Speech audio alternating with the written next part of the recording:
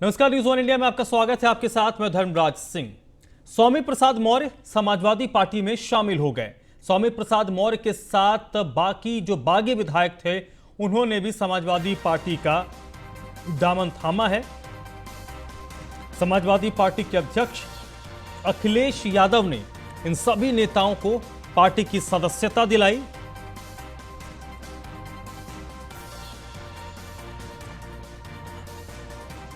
स्वामी प्रसाद मौर्य, धर्म सिंह सैनी समेत कई विधायकों ने आज समाजवादी पार्टी का दामन सपा अध्यक्ष अखिलेश यादव की मौजूदगी में थामा है।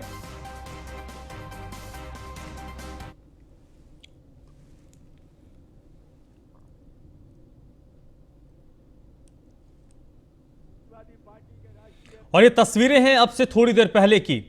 लखनऊ स्थित समाजवादी पार्टी के दफ्तर में, समाजवादी पार्टी के मुख्यालय में बड़ी संख्या में समर्थकों का हुजूम भी उमड़ा।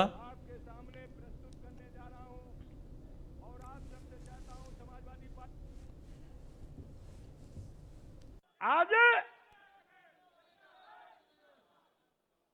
भारतीय जनता पार्टी के वो बड़े बड़े नेता जो कुंभकर्ण नींद सो रहे थे, जिनको कभी विधायकों, सांसदों और मंत्रियों से बात करने का वक्त नहीं मिलता था, हम लोगों के इस्तीफा देने के बाद उनकी नींद हराम हो गई है, नींद ही नहीं आ रही है।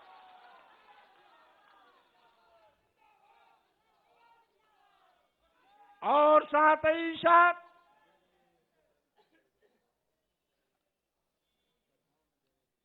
भारतीय जनता पार्टी के कुछ लोग कहते हैं कि 5 साल तक क्यों नहीं इस्तीफा दिया, और साथ ही साथ कुछ बददिमाग लोग ये भी कहते हैं कि बेटे के चक्कर में भाजपा छोड़ा। मैं ऐसे लोगों से कहना चाहता हूं, भारतीय जनता पार्टी के लोगों ने इस देश के गरीबों, मजलूमों, दलितों, पिछड़ों, अल्पसंख्यकों के आंख में धूल झोंककर सत्ता हथियाई थी। आज इस दौरान अखिलेश यादव ने भी बीजेपी पर निशाना साधा है। उन्होंने कहा कि बीजेपी के पास कोई ठोस उपलब्धि जनता को बताने के लिए नहीं है। हमारे बाबा मुख्यमंत्री क्रिकेट खेलना नहीं जानते। अगर वो क्रिकेट भी जानते होते, अब तो उनसे कैच छूट गया।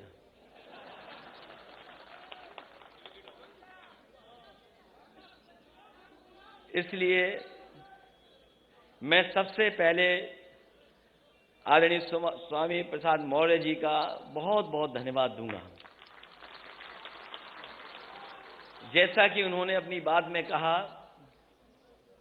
कि जिस तरफ वो चल देते हैं, सरकार उन्हीं की बन जाती है। और इस बार भी पहले की तरह अकेले नहीं चले हैं, बड़ी संख्या में अपने साथ लोगों को लेकर के आए हैं। ये जो लोग गिनती गिन रहे थे, कभी 80, कभी 20, और कहते थे 3/4 सीटें जीत करके आ रहे हैं। अभी कुछ दिन पहले हम लोगों ने कहा था कि मुख्यमंत्री जी, कोई रटने वाला अध्यापक लगा लो जो आपको रटाए, क्योंकि 4.5 साल में आपने बिजली का कारखाने का नाम नहीं रट पाए। अब मुझे लगता है कि रटने के साथ साथ उन्हें एक गणित का भी अध्यापक रहना पड़ेगा। ये जो 80 और 20 की बात कर रहे हैं, 80% लोग तो समाजवादी पार्टी के साथ समर्थन में खड़े ही हो गए थे।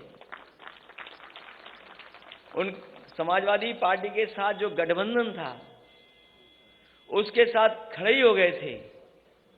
और जिन जिन लोगों ने आज मंच को देखा होगा, इस मैदान को देखा होगा और स्वामी प्रसाद मौर्य जी की बात सुनी होगी, 20% भी उनके खिलाफ हो गए होंगे।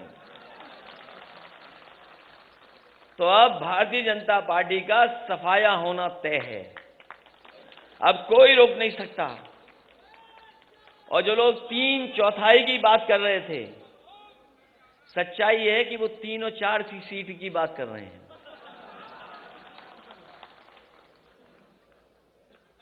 और मैं आप सबको, आज बहुत ही शुभ दिन है। इधर नए साल के बाद ये त्योहार ऐसा है, बड़ी हर्षोल्लास के साथ मनाया जाता है। और हमें लगता है सरकार के लोगों को पहले ही पता लग गया था कि यहां पर स्वामी प्रसाद मौर्य जी के साथ, धर्मपाल सैनी जी के साथ, धर्म सिंह सैनी जी के साथ बड़ी संख्या में लोग आ रहे होंगे। हमारे मुख्यमंत्री पहले ही गोरखपुर चले गए, हालांकि उनकी किसी ने टिकट बुक कर रखी है। वो 11 तारीख की टिकट थी, लेकिन आप लोगों के आ जाने से आज ही वो गोरखपुर चले गए। और जरूरी है इन्हें वापस भेजना, इसलिए जरूरी है इन्हें वापस भेजना कि अगर पीछे मुड़ के देखें हम, तो उत्तर प्रदेश को इन्होंने बर्बाद तरीके से पिछड़ों दलितों का पूरे तरीके से राजनीतिक रूप से, आर्थिक रूप से और रोजगार के क्षेत्र में और आरक्षण के क्षेत्र में पूरे तरीके से शोषण हुआ है। उस बात को देखते हैं रामपुर में कांग्रेस को बड़ा झटका लगा है। पूर्व विधायक यूसुफ अली समाजवादी पार्टी में शामिल हो गए हैं। कल कांग्रेस प्रत्याशी के तौर पर यूसुफ अली का नाम घोषित किया गया था, लेकिन नाम घोषित होने के बाद भी यूसुफ अली सपा में शामिल हो गए हैं। चमरवा विधानसभा से पूर्व विधायक हैं यूसुफ अली। नसीमुद्दीन सिद्दीकी के बेहद करीबी माने जाते हैं और कांग्रेस पार्टी ने यूसुफ अली को टिकट दिया था, लेकिन टिकट मिलने के बावजूद यूसुफ अली ने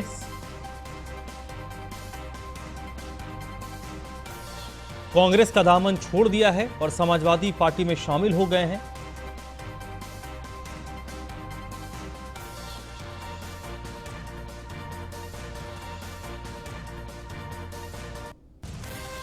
कांग्रेस प्रत्याशी के तौर पर टिकट मिलने के बाद भी पूर्व विधायक यूसुफ अली समाजवादी पार्टी में शामिल हो गए हैं। विशेष बात यह है कि नसीमुद्दीन सिद्दीकी के काफी करीबी माने जाते हैं। हालांकि उन्होंने किन परिस्थितियों में छोड़ा है, उसके पीछे वजह क्या रही है, ये अभी तक स्पष्ट नहीं हो पाया है। लेकिन कांग्रेस के लिए एक बड़ा ड्रॉबैक है, सेटबैक है ये कि जिस शख्स को उन्होंने टिकट दिया, उस शख्स ने टिकट मिलने के 24 घंटे के अंदर ही पार्टी छोड़ दी और दूसरी पार्टी में शामिल हुआ। फहीम इस वक्त मेरे साथ जुड़ चुके हैं। फहीम, यूसुफ अली को कांग्रेस पार्टी ने टिकट दिया, उसके 24 घंटे के अंदर उन्होंने पार्टी छोड़ दी, वजह क्या कुछ क्लियर हो पा रही है? जी देखिए धर्मराज, मैं आपको बता दूं कि यूसुफ अली के आज कांग्रेस छोड़ने से कांग्रेस पार्टी को बहुत बड़ा झटका लगा है, क्योंकि यूसुफ अली बसपा से विधायक थे चमरौवा के। अच्छा, उसके बाद में अभी 2017 के चुनाव में ये चुनाव हार गए थे सपा के हाथों। तो इसके बाद में नसीमुद्दीन सिद्दीकी ने जैसे ही पाला बदला और वो कांग्रेस में शामिल हुए, तो उनके साथ में यूसुफ अली भी गए थे। उसके बाद में ये लगातार कांग्रेस के साथ रहे। अब ये कांग्रेस ने कल ही इनका टिकट क्लियर किया है और टिकट क्लियर करने के बाद इन्हें चुनावी मैदान में उतरना था, लेकिन सियासी हलचल जो मची यहाँ, इस बात को भी लेके मची कि इन्होंने जो है एकदम से समाजवादी पार्टी ज्वाइन की आज अखिलेश यादव की मौजूदगी में। तो इससे कांग्रेस को बहुत बड़ा झटका लगा है। 24 घंटे के अंदर ही इनका कांग्रेस को छोड़ के जाना कांग्रेस को तो झटका है ही है। साथ साथ यहाँ रामपुर में समाजवादी पार्टी के समीकरण भी बदले हैं, क्योंकि चमरवा जो विधानसभा है वहां पे सपा सांसद आजम खां के बेहद करीबी और बहुत ही पुराने साथी नसीर खां यहाँ से एमएलए हैं, और जो उनकी सीटिंग विधायक है वो यहाँ के, उनका टिकट समाजवादी से भी बिल्कुल पक्का माना जा रहा था। लेकिन ऐसे में अगर ये समाजवादी पार्टी आज ज्वाइन की है तो यूसुफ यूसुफ अली का टिकट यहाँ से पक्का होता है या फिर नसीर खां का, ये पेज भी फंसेगा, क्योंकि आज किसी ना किसी वायदे के साथ ही अखिलेश यादव ने इन्हें शामिल किया होगा। और अगर ऐसा हुआ तो कहीं ना कहीं स्थिति ये होगी कि जो आजम खां के करीबी और चहेते हैं उनका टिकट अगर कटेगा तो सियासी समीकरण और भी बदलेंगे। लेकिन जिस तरह से आज समाजवादी पार्टी में यूसुफ अली पहुंचे हैं, उससे पूरा राजनीतिक घटनाक्रम बदल गया है। और इस सर्दी के अंदर, इस सर्दी में रामपुर का सियासी पारा इतना हाई हो गया है कि यहाँ पसीने छूट रहे हैं। हिसाब लगा रहे हैं लोग कि अब आगे वाला जो है ना अगला कदम है वो और नेताओं का लेकिन क्या होगा। जी। फाइन, यूसुफ अली ने कांग्रेस का दामन क्यों छोड़ा? क्या इसके पीछे से कोई बहुत पुरानी वजह रही होगी? क्योंकि उनको टिकट भी दे दिया गया था। क्या वो टिकट उस सीट से नहीं चाहते थे, किसी दूसरे सीट से चाहते थे? नहीं, देखिए, वो इसी सीट से टिकट चाहते थे और टिकट इसलिए भी चाहते थे क्योंकि वो यहाँ विधायक बन के आए थे बसपा से। उसके बाद में जो ये पिछला वक्त भी था, इसमें समाजवादी पार्टी से विधायक रहे नसीर खां। लेकिन जिस तरह से इनकी नजदीकियां थी प्रियंका गांधी से, नसीमुद्दीन सिद्दीकी से, उसको देखते हुए लगता तो नहीं था कि ये पाला बदलेंगे। लेकिन जिस तरह से इन्होंने कांग्रेस को छोड़ा है तो कहीं ना कहीं इनके दिमाग में ये बात जरूर चल रही होगी कि कांग्रेस का जो वजूद है वो बहुत ही घटता चला जा रहा है, जो उसका आधार है वो सिमटता चला जा रहा है। और कोई बहुत बड़ा जनाधार चमरवा विधानसभा में कांग्रेस का खुद का नहीं है, यूसुफ अली का खुद का वोट बैंक है। और इसी वोट बैंक की वजह से उन्होंने सपा ज्वाइन की है, क्योंकि जो वोट है वो उनके साथ चलेगा। कांग्रेस का यहाँ कोई वोट नहीं है और जो भी आधार है वो यूसुफ अली का अपना है। अब अगर वो सपा से टिकट लेके आते हैं तो जरूर यहाँ के सियासी समीकरण बदलेंगे। लेकिन फिलहाल कोई बहुत बड़ी वजह कांग्रेस छोड़ने की नजर नहीं आ रही है। जी चलिए फहीम, बहुत बहुत शुक्रिया आपका। अलवर गैंगरेप के मामले पर राजनीति शुरू हो गई है। दिल्ली में बीजेपी के प्रवक्ता संबित पात्रा ने कांग्रेस पर निशाना साधा है। उन्होंने कहा कि राजस्थान की निर्भया आईसीयू में है और जीवन के लिए लड़ रही है। लेकिन यह जानकर आश्चर्य होता है कि जब यह घटना घट रही थी तब प्रियंका गांधी राजस्थान में अपना बर्थडे मना रही थी। वे पीड़िता से मिलने नहीं जा पाई। संबित पात्रा ने कहा कि प्रियंका गांधी यूपी में कहती है लड़की हूं, लड़ सकती हूं, राजस्थान में लड़की हूं तो लड़ना मना है। राजस्थान में चुप रहना ही पड़ेगा क्योंकि यहां कांग्रेस की सरकार है। वे उन्नाव जा सकती हैं लेकिन राजस्थान नहीं जा सकती।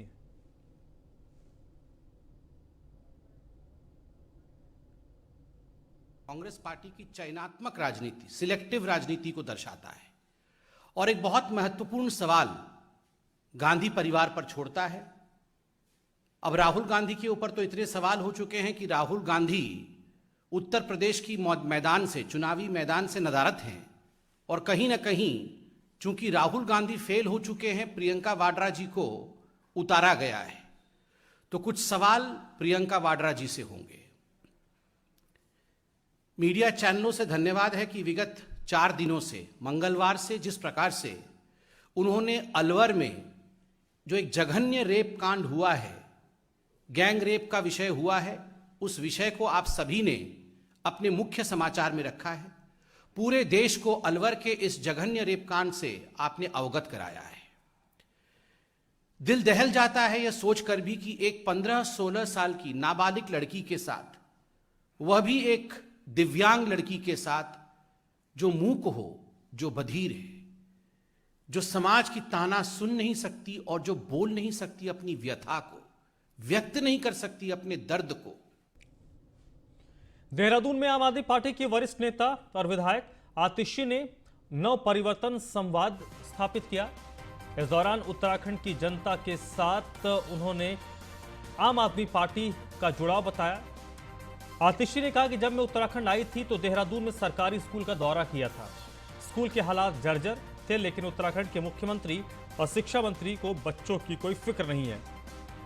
पहले उत्तराखंड की जनता के पास विकल्प नहीं था, इसलिए एक बार बीजेपी और एक दफे कांग्रेस को उत्तराखंड की जनता चुनने को मजबूर थी। लेकिन इस बार आम आदमी पार्टी एक विकल्प के तौर पर सामने आई है।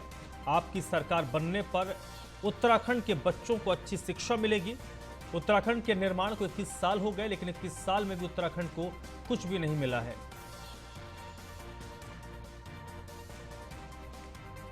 विशाल भंडारी हैं, उन्होंने कहा है कि आप लोगों ने सरकार बनने के कुछ समय बाद ही 1 लाख युवाओं को 6 महीने के अंदर 1 लाख युवाओं को रोजगार देने का वादा किया है। इतने रोजगार जनरेट कहां से होंगे? विशाल जी, 5 साल में दिल्ली में हमने लाखों नौकरियां जनरेट करी हैं। क्यों? इसलिए लाखों नौकरियां जनरेट हुई क्योंकि सरकार की पॉलिसीज से, सरकार की अरविंद केजरीवाल जी की पॉलिसीज से दिल्ली की इकोनॉमी बढ़ी है। आप उत्तराखंड के राज्य को देखिए। उत्तराखंड में आप देखिए कि चाहे आप नेचुरल रिसोर्सेज देखिए, चाहे आप टूरिज्म का पोटेंशियल देखिए, उत्तराखंड में बहुत आगे बढ़ने की संभावना है। लेकिन आज तक के नेताओं ने कभी उत्तराखंड के भविष्य के बारे में नहीं सोचा, सिर्फ अपने भविष्य के बारे में सोचा। उत्तराखंड में अगर टूरिज्म सेक्टर को बेहतर डेवलप किया जा सकता है तो मेरा तो ये मानना है कि कुछ सालों में लाखों नौकरियां सिर्फ और सिर्फ टूरिज्म के सेक्टर से निकल आएंगी। उत्तराखंड में जब हम हेल्थ केयर सर्विसेज को हर गांव तक पहुंचाते हैं, हर कस्बे तक पहुंचाते हैं, तो हर गांव में हम डॉक्टर रखेंगे, हर गांव में हम नर्स रखेंगे, हर गांव में हम हेल्थ केयर प्रोफेशनल रखेंगे। जब हम उत्तराखंड के सरकारी स्कूलों को बेहतर करेंगे तो टीचरों की भर्ती होगी, आंगनवाड़ी वर्कर्स की भर्ती होगी। हरिद्वार से विशाल। औरैया में चुनाव को देखते हुए आदर्श आचार संहिता का पालन कराने के लिए पुलिस और सीआरपीएफ की टीम ने संयुक्त फ्लैग मार्च किया।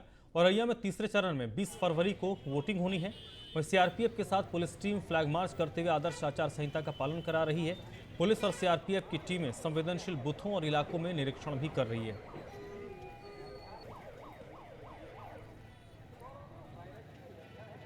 विधानसभा चुनाव के मद्देनजर जो सेंसिटिव पॉइंट्स हमारे जो सेंसिटिव पोलिंग सेंटर्स हैं उनको दृष्टिगत रखते हुए सीएपीएफ की जो कंटिजेंट हमारे पास उपलब्ध है, इसके साथ शहर कोतवाली में के अंतर्गत जो हमारी कोतवाली थाना अंतर्गत सिटी क्षेत्र में साबतिया, भरसेन, बड़ारीपुर, क्योटरा होते हुए, खरका होते हुए पुनः हम लोग यहाँ पर सिटी में डिस्पर्स करेंगे। यह लोगों में सुरक्षा का माहौल एहसास कराने के लिए और ताकि वो चुनाव में निर्भीक होकर के और निष्पक्ष होकर के निडर मन से भागीदारी सुनिश्चित कर सकें। गौतम बुद्ध नगर पुलिस कमिश्नर ने जिले की सीमाओं पर लगे बैरिकेटिंग और चेकिंग पॉइंट का निरीक्षण किया। इसके साथ ही बने नए थानों का भी निरीक्षण किया है। इस दौरान उन्होंने थानों में बेहतर काम करने के निर्देश दिए। अशोकनगर बॉर्डर और कालिंदी कुंज बॉर्डर का भी निरीक्षण किया। साथ ही अवैध शराब की तस्करी करने वालों के खिलाफ कड़ी कार्रवाई के निर्देश दिए हैं।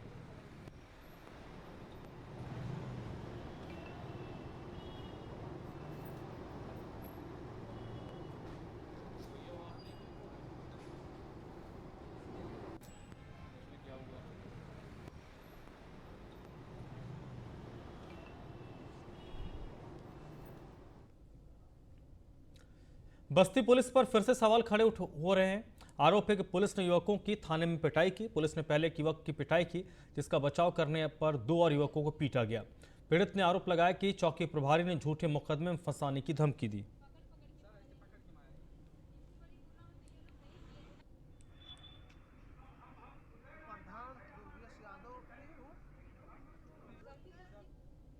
आ गए थे हम पता करने कहाँ लेके आए हैं। चलो छोड़ो, जानकारी थी नहीं, आ गए तो बात तुरंत कहें बैठो, चल के बैठा है, उसके बाद में मार के अंदर बैठा दिए। गाजियाबाद से अगली खबर है। स्वास्थ्य राज्य मंत्री Atul Garg Yashoda super speciality hospital पहुंचे और अस्पताल में भर्ती सुरेश बंसल का अतुल गर्ग ने हालचाल जाना है। सुरेश बंसल 2 बार विधायक रहे हैं और उनको सांस लेने में दिक्कत हो रही थी, जिसके बाद वो गाजियाबाद के यशोदा सुपर स्पेशलिटी हॉस्पिटल में एडमिट हुए हैं। सुरेश बंसल कोरोना पॉजिटिव भी हुए हैं और उनकी सेहत का हाल जानने के लिए अतुल गर्ग आज गाजियाबाद के यशोदा सुपर स्पेशलिटी हॉस्पिटल पहुंचे।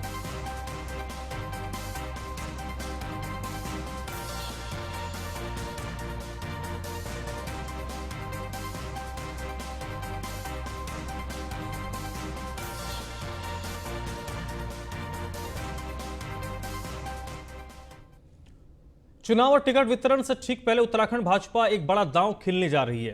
पुरोला सीट से बीजेपी छोड़ कांग्रेस में शामिल हो चुके मालचंद को पार्टी ने मना लिया है। सूत्रों की माने तो केंद्रीय मंत्री और चुनाव प्रभारी प्रहलाद जोशी ने मालचंद को मनाया है। वह कांग्रेस में सभी पद गंवा चुके किशोर उपाध्याय को भी बीजेपी पार्टी में शामिल कराने जा रही है। इस मसले पर बीजेपी प्रदेश अध्यक्ष खुलकर तो कुछ नहीं बोले, लेकिन इशारा जरूर कर गए। कोर कमेटी की संभावना भी है, स्टेट के चुनाव समिति की संभावना भी है। फिर उससे आगे की प्रक्रिया केंद्रीय नेतृत्व से बातचीत करेंगे, फिर आगे केंद्रीय पार्लियामेंट्री बोर्ड में जो प्रक्रिया हमारी प्रत्याशी चयन की वो तेजी के साथ चल रही है। सब करेंगे, फार्मूला जो जीतेगा फार्मूला वही रहता है। और बहुत अच्छा कार्यकर्ताओं में उत्साह है, जनता का विश्वास है, कोई दिक्कत नहीं है।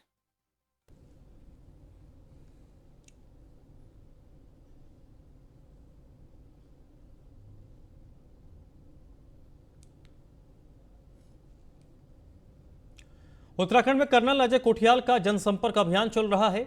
गंगोत्री विधानसभा की भेला टिप्परी में आज कर्नल कोठियाल लोगों से बातचीत कर रहे हैं। कोठियाल को इस दौरान आम लोगों का समर्थन भी मिल रहा है।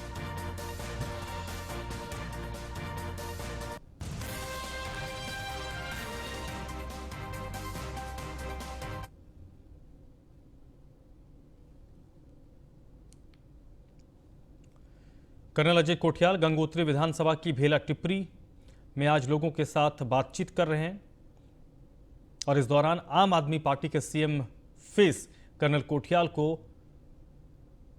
आम लोगों का बेहतरीन सपोर्ट भी मिलता दिख रहा है।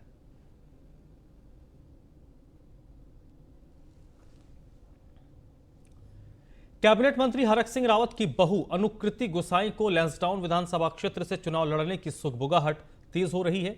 इसके मद्देनजर गैरसैंण क्रांति मोर्चा के प्रदेश संयोजक नमन चंदोला का समर्थन भी उन्हें मिल रहा है।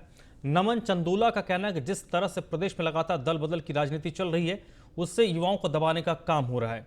उनका कहना है कि पूर्व मिस इंडिया अनुकृति पिछले लंबे समय से लैंसडाउन विधानसभा क्षेत्र में जनसेवा कर रही है और कोरोना काल में भी उन्होंने बेहतरीन काम किया, जिसके मद्देनजर बीजेपी को उनके कार्यों को देखते हुए उन्हें लैंसडाउन से प्रत्याशी घोषित करना चाहिए।